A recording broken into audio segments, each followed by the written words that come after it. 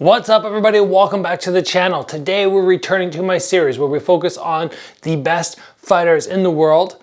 I give you 5 things they're exceptional at with training tips so that if I show you something like, oh, this guy's amazing at a cross and he consistently lands it, I can tell you why and how you're going to develop those skills yourself. Today we are focusing on new UFC bantamweight champion Sean O'Malley. I have not been doing this series very much, but obviously I had to do it with this massive success we saw from Sugar Sean O'Malley.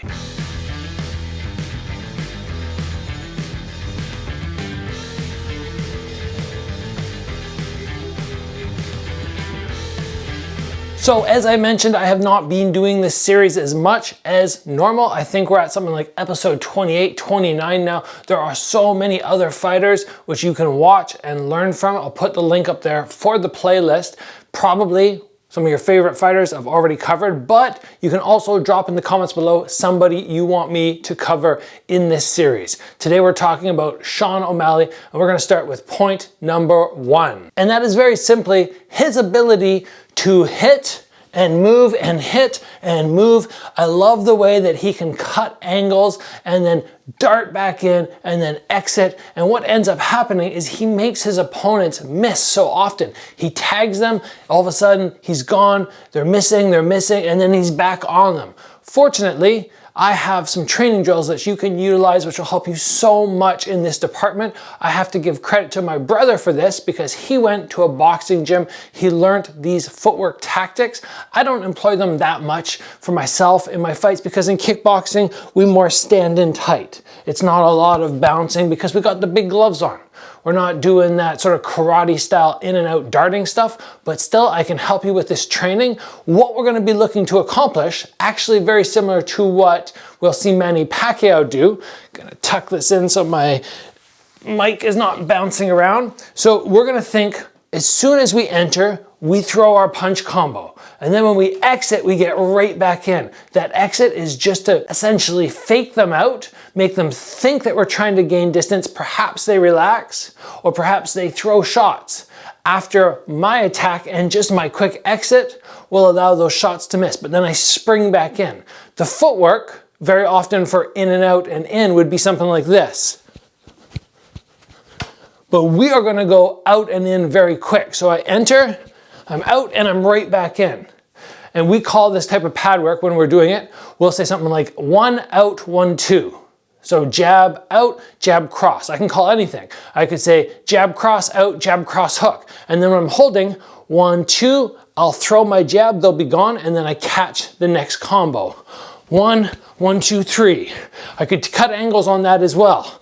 1 1 1 2 3, cut off, re-enter. You can do so much with this and become so evasive.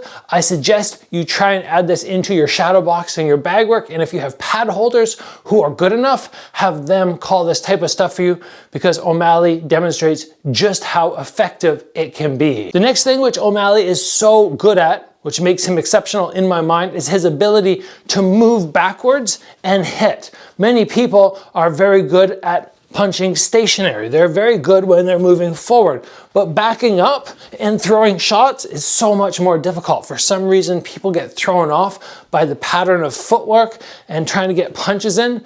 And even more impressive is the fact, just as we saw when he just fought Aljamain Sterling, he can actually put people down. He can knock them out while he's backing up. It's not just, oh, I'm just tapping. He can be here and move back and get massive power. And this is something which is just so unique and we don't see it that often. We had people in the past like Muhammad Ali who would be able to move backwards and throw jabs and drop people. And so many people who love boxing were so confused by it that they didn't even think it was real. And that's why it's dubbed the Phantom Punch. With O'Malley, he definitely got power. He throws his whole body in, but he does it as he backs up. And this is fantastic for him because he has that ability to be longer than his opponents. So what we want to do to develop this is make sure sometimes we have a pad holder who just walks at us. They just walk at us, but instead of us just going, okay, we're gonna plant and throw and meet it, we're gonna take a step backwards. It could be 1 step backwards. McGregor does that very often. He'll just take a step off his back foot, or we could create a little bit of distance and try to keep moving as we throw that shot. Gauge, gauge, and keep backing up.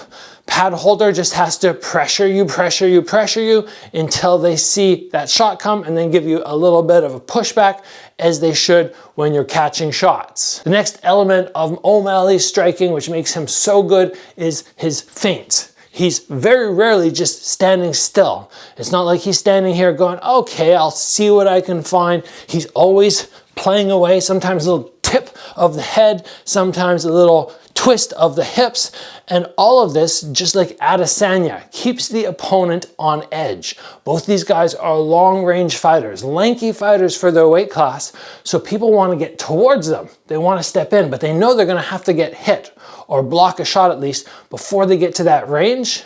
But because of the feints and the movements and the little twitches, it's very hard to decide when these guys are actually going to throw. If you want to develop your feint game, you really want to focus on the fact that we don't want to do the same feint over and over. We don't want it to come just from our hand, or just from our head, or just from our hip, or from our foot. We want to mix all of that together.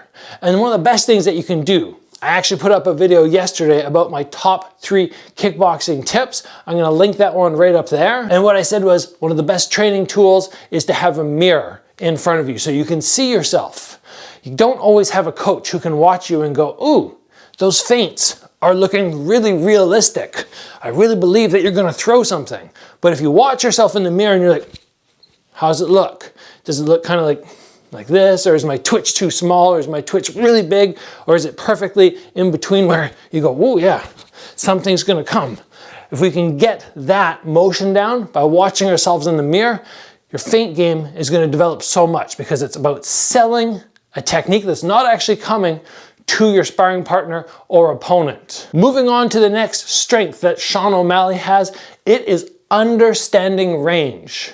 Now, we said that he's the longer fighter, so it's very important for him to understand range, but I'm not talking about just understanding like where they are. I'm talking about the ability to know exactly where your opponent's punch is going to end. That's what he's exceptional at. He knows exactly where he can land, but most people can do that. After a little bit of training, maybe a year or so, I could put this pad up for you and you could make that adjustment. Do I need to be here? Do I need to be here? Where exactly should I be standing to make ideal contact? That's a great asset to have, but even better, once you get more advanced, is knowing exactly where somebody can hit you. Am I in striking range right now? And if so, can they follow through 1 inch or 5 inches where they're really gonna hurt me? He can stay just on the outside, and we see him time and time again, just as we did in the Aljamain fight, but also in other ones where people throw and they're just either tapping him or they're just out of range. And then from there, he can fire in his shots. And this range understanding is so critical for these high level guys who like to counter shot and like to not shell up. In fact, I don't think I would even suggest dropping your hands and trying to worry about slipping or anything until your range understanding of the person across from you is on point. How do we develop that? Well, one of the very first things that we should do when we come in front of somebody is not just stand there and go, okay, I think he's gonna get this far away from me when he sets, and I'm gonna give him a shot and just see what happens. No, you start a little further away and you let them miss by quite a bit. And then bit by bit, you can just minimize that distance. But if it's something you really wanna work, you get a partner across from you and you get them to touch you in the forehead once, and then you start going, okay, I'm gonna make my little adjustment. Now try and throw me, and they're just gonna miss. And then you move around, and you try and stay right at that range where they're not gonna be able to hit you. Sometimes you move close, you do some slipping, then you move back, and you just have somebody just nice and light doing this, and you start to understand distance. This is just a straight up practice situation. There's not much else you can do. Drill, drill, drill. And if you have somebody who can work with you, an ideal partner who won't hit you hard if you make a mistake, or when you make a mistake, because you will, as you try to develop this skill, this will come fairly quick. I'd give it a couple months, but it will develop fast if you do this type of training. And the last thing that we are talking about today that makes Sean O'Malley so good, there are many other things, but this is the last point we have, because I only do 5, is his cross. Now he stance switches, so his cross can come off his left or it can come off his right. But in particular, his right hand is so dangerous because we already talked about his ability to back up and throw. He can stay stationary and throw, but in addition, he can close range really fast because he'll sometimes step through.